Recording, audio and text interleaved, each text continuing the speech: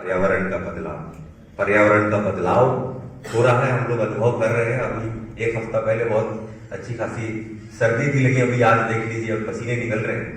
तो ये जो पर्यावरण का बदलाव है, जब इसके बारे में बात होती है पूरे विश्व में, तो साथ साथ ये भी बात आती है कि इसमें आदिवासियों की भूमिका क्या होगी।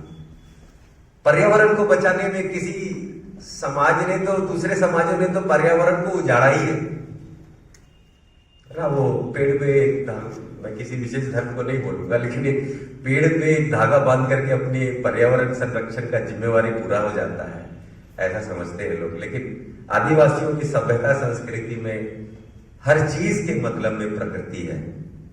खजूर की चटाई खजूर के ही पत्ते से इसलिए बनती है क्योंकि खजूर का ही पत्ता ऐसा है जो अपनी डाल से नहीं गिरता है। जुड़ाव, जब कोई नया संबंध जोड़ते हैं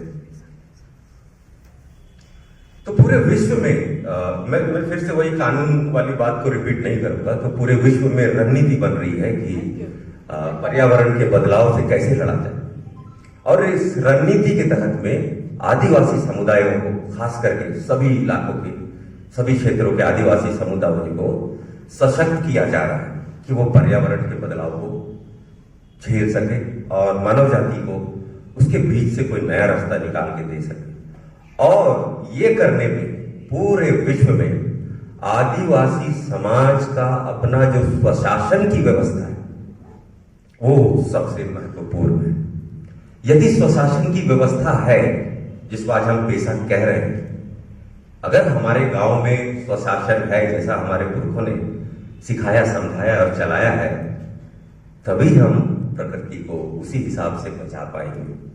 विश्व में और भी बदलाव हो रहे हैं, जिसको हम पेशा ग्राम सभा कह रहे हैं। विश्व में ऐसे बदलाव हो रहे हैं कि अभी पिछले नवंबर से भारत सरकार ने एक ट्रीटी पे साइन किया है, खास करके उसको बोलते हैं बायोडाइवर्सिटी का कन्वेंशन, यानी कि जैव विविधता का। और उसके तहत में एक आर्टिकल है, एक कानून है कि जिसके तहत देशों को सीधे ऐसे समुदायों तक पहुंचना है जो प्रकृति का संरक्षण करते हैं, यानी कि आदिवासी समुदाय, और उनको सीधी मदद देने की कवायद है। लेकिन पूरे विश्व के आदिवासी समुदाय हकदारी और पृथ्वी का भविष्य क्या होगा इसके लिए उत्साहित है और लड़ने के लिए तैयार है। लेकिन भारत में और खास करके झारखंड में हमारी सरकार और हमारे एडमिनिस्ट्रेशन हमारे स्वशासन की व्यवस्था को ही देने से आनाकानी कर रहे हैं। उनको खुदाई करना है, उनको पैसे बनाने हैं, तमाम योजनाएं चलानी है।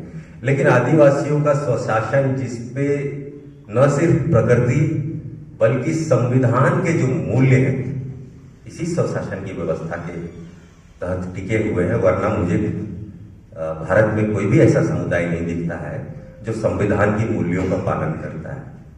तो स्वशासन का अधिकार का लड़ाई बहुत ही पुराना है, लगातार लड़ रहे हैं, और आने वाले समय में संघर्ष संसाधन के ऊपर में तेज होगा, और भी तेज होगा। जितनी तेजी से ये दुनिया बदल रही है, हम आदिवासी लोग उतनी तेजी से उससे लड़ना सीख नहीं पा रहे। ये बहुत तेज होने वाला है, और उसी का एक बानगी है कि इस तरीके की नियमावली आपके सामने रखी गई है। और इसके आगे भी अभी बहुत सारी कानूनी चीजें आएंगी जिससे आदिवासी समाज को जूझना है। तो मेरा अंतिम बात मुझको यही कहना है कि आने वाली इतनी सारी चुनौतियां और गांव में पुरखों के स्वशासन की परंपरा को स्थापित करने के लिए हमें लगातार पीढ़ी दर पीढ़ी अभी संघर्ष करते रहना होगा। धन्यवाद। जोहार।